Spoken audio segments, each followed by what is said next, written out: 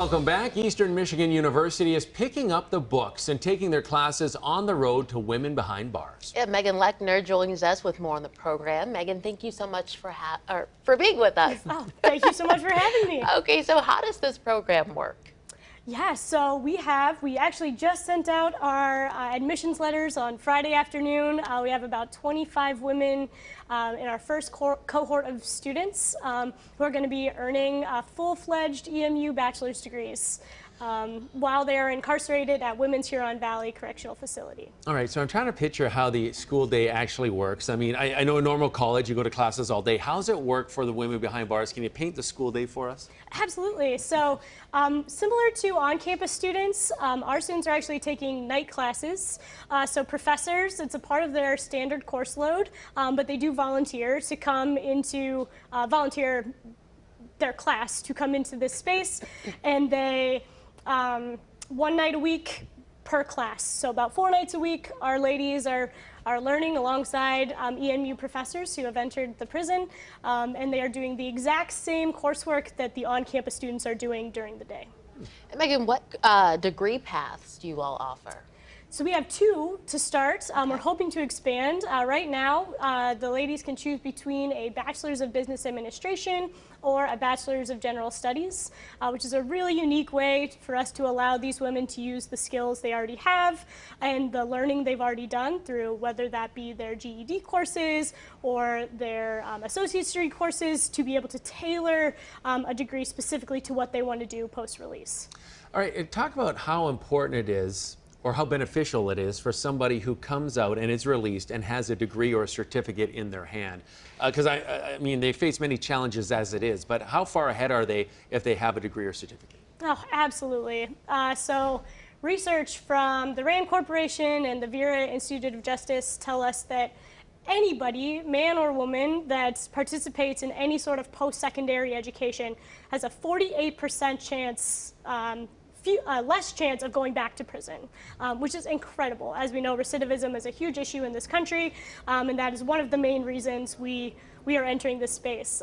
EMU just genuinely believes that the trajectory of your life can be most impact with the tool of education in your belt. So we are what we're hopeful for is that these women can take what they've learned and with all of the cards stacked against them when they, especially women exiting with a felony on their record, having a bachelor's degree is something that we know and we've seen through research is something that gives them a leg up into breaking what for many of them is a cycle of poverty and crime, a generational cycle. Yeah, helping break that cycle, so important. Yeah, and Megan, we know that college isn't cheap. How is this funded? Great question. I get that a lot. To make a very long story much shorter, Pell Grants have been reinstated for folks incarcerated to be able to apply. So all of our women have applied through the FAFSA program for Pell Grants, and that is most of how we pay for this. But then also through private grants, public grants, we have applied for just about everything to help us get this off the ground. And actually, State Representative Barbeck and State Rep and State Senator Schenck were super instrumental in helping us get a $250,000 grant to help launch our program, which was absolutely incredible and truly life-changing for this program. Now, did I hear you earlier say the profs do this on a volunteer basis? Well, we don't force a professor to go into prison. What I meant more was they don't volunteer, they're paid. It's a part of their regular course load, but we work with department heads to see which professors might fit best in this space and really want to serve these women because it is a really unique population and it's not for everyone. We understand that. Yeah, I see what you mean now. You don't tell them they have to teach this course. They ask. Yeah. Yes, I see what I get the understanding of that now. And Megan, I'm actually familiar with that prison. In college, I did a volunteer program. Well, it was an English class, and we went there and we helped them put on like a production, like the acting and things like that. It was pretty Incredible. cool. That still exists. So we are doing that now as a part of a program for these students to engage in. So Eastern Michigan University has a learning beyond the classroom expectation, which, as you can imagine, beyond that classroom is a little difficult for these students. So instead, we bring the culture and things to them and have poetry readings, opportunities for improv and acting and dance, and give these students an opportunity to broaden their worldview through a more artistic lens. And Megan, I got to know, what is it like to see those students graduate?